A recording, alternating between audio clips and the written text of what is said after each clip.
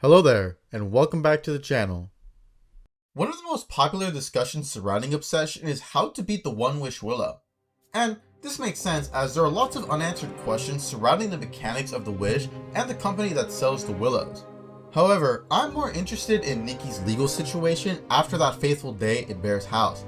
The situation does not look good for her as she's covered in blood, surrounded by 3 dead bodies, and her prints are all over the gun and brick that killed Bear's friends. Does she stand any chance of justice? Will the court even acknowledge the existence of magic? Join me as I discuss The People versus Nikki Freeman. Now, you all saw the thumbnail. We're getting my boy Matt Murdock to help out Nikki. However, there are a few ground rules we have to set up. First, for the sake of this video, we're gonna pretend obsession took place in the state of New York so that Matthew could reasonably be Nikki's lawyer. Second, the wider Marvel universe will not be used to help Nikki's case. So Matt can't just say, oh, Doctor Strange exists, therefore the Willow could have power. No, I want this to act like an actual trial would. So for now, only the world building of obsession will be allowed. Lastly, I don't want this video to be too long, so there's just going to be some alterations to how an actual trial functions for the sake of the story. So, for example, the extent of the trial won't take months, it'll just be a few scenes. I haven't done many of these what-if scenarios on the channel before, but if you like this and want to see more of these types of videos, let me know because I love writing this type of stuff. With all that out of the way, let's begin the story. In a New York courtroom, Nikki Freeman is on trial for the murder of her friends, Baron Bailey, Ian Keller, and Sarah Harper. Lawyer Foggy Nelson is sitting beside her, but Matthew Murdock is mysteriously missing from the scene. The prosecution comes forward as he addresses the court.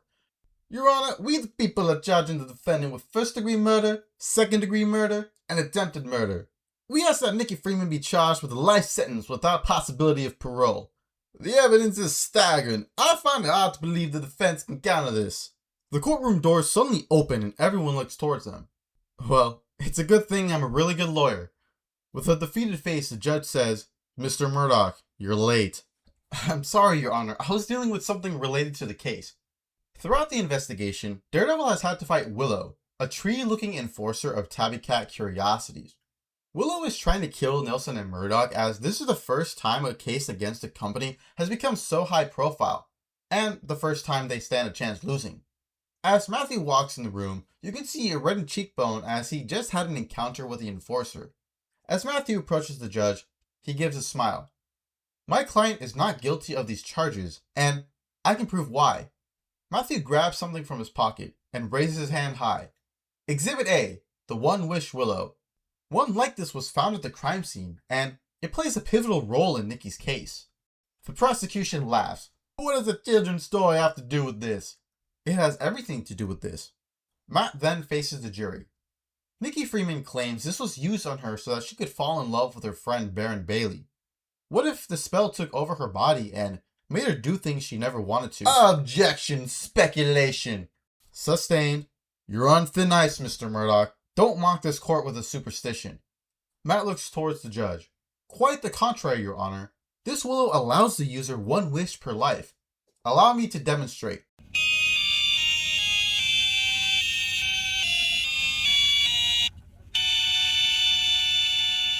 I wish the suit I'm currently wearing turned red. Matt cracks the willow in half, and his black suit immediately turns red. Order. Order! Please! Objection! Unfair prejudice. Your Honor, the only way to prove my client's claims is by demonstrating to the court the willow works. The judge pauses for a second, scratching their chin. How do I know these aren't theatrics? Matt extends his hands outward. Please take a look at exhibits B and C. Several videos begin to play, showcasing Foggy, Karen, and Brett Mahoney using the willow in several ways. One video shows Karen changing her iced coffee into Colombian black coffee. Another showcases Brett Mahoney wishing for a double-double from In-N-Out, which immediately appears on their table.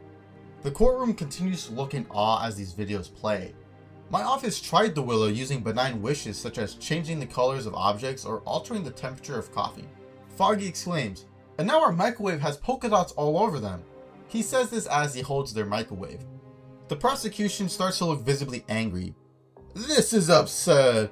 Even if true, how does this prove the defense didn't murder 3 people? Matthew looks over at him. As stated earlier, Nikki claims her friend Baron Bear Bailey used the willow to make her fall in love with him. But, see, it wasn't Nikki at all. The wish took over her body and assumed control over her actions, as if it was mind control. Thus, Nikki's free will was removed. She was unable to kill the victims of her own volition. So you're going for an insanity plea? No. We wish to absolve Nikki Freeman of all charges. Your Honor, my client has decided to sue Tabby Cat Curiosities for wrongful death. A simple warning telling the user to be careful with their wish doesn't negate how dangerous this item is. But that's a different case. Matthew once again faces the jury. So, how do we know my client's agency was removed? Well, take a look at Exhibit D. This is a receipt from the store Spiritual Awakening, in which Bear purchased the One Wish Willow. We have several recordings from the music store where the victims are discussing Nikki's changed behavior, but perhaps the most convincing is from Exhibit E, a phone call between Baron and victim Ian Keller. Ian believed Nikki lied about her father's cancer and explicitly says, "This is strange, dude. It's like Nikki snapped into a different person. She's all of a sudden infatuated with you." At this point, the prosecution is completely crashing out. This is the biggest farce I've ever seen. How do we know Nikki isn't using the willow as a cover for her crimes? That's the last trick up my sleeve. Exhibit F, a phone call between Bear and Tabby Cat Curiosities, where Bear explicitly asked to alter and then cancel the wish. As part of Freeman v Tabby Cat Curiosities, we've uncovered that Tabby Cat keeps a log of everyone who makes a wish. Exhibit G, Bear's wish. I wish Nikki Freeman loved me more than anyone in the fucking world. As to why and how they record all this, including theft of personal information and potential spiritual imprisonment, well, that'll all be handled in Freeman v Tabby Cat Curiosities. Matthew faces the jury one last time. Now, our justice system demands that a person must face punishment if there is beyond a reasonable doubt they committed a crime. Can you honestly say that beyond a reasonable doubt, my client, Nikki Freeman, was responsible for the death of her friends, whose lives she held so dear to her heart? That'll be all, Your Honor. Later. Has the jury reached a verdict? We have, Your Honor. We find the defendant not guilty.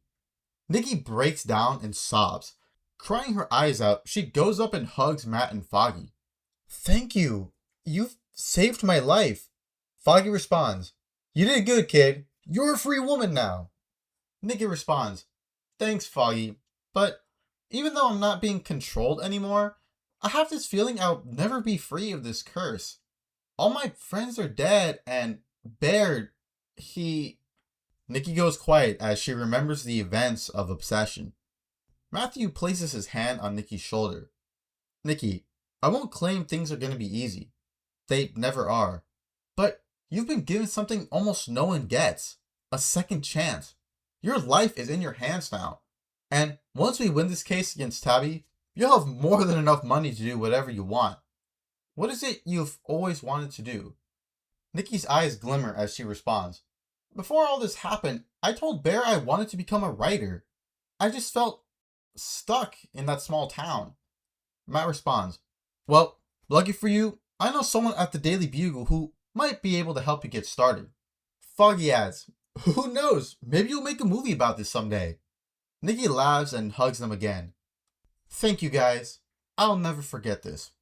Nikki ends up moving to New York City, where she will one day become a best-selling horror author, and will possibly go on some web-slinging adventures. The end. I hope you guys enjoyed the story. I wanted to clarify that you can't just get random phone recordings like I implied. I do believe that Nelson, Murdoch, and Page would still be able to find the same evidence against Tabby Cat, but that would have needed a much longer explanation that just gets to the same outcome, so I decided to skip all that. Look, there is easily a whole season's worth of material here. I'd particularly want Nikki to be a more active character in the story, but that would need a lot more fleshing out. So, if this story is something you'd like me to expand on as a full series, let me know because I have a ton of ideas for how this could play out. But now, it's time for your take on all this. Do you think Nikki gets justice, or does she have a far grimmer future? Let me know down below. Thanks for watching, and may the Force be with you.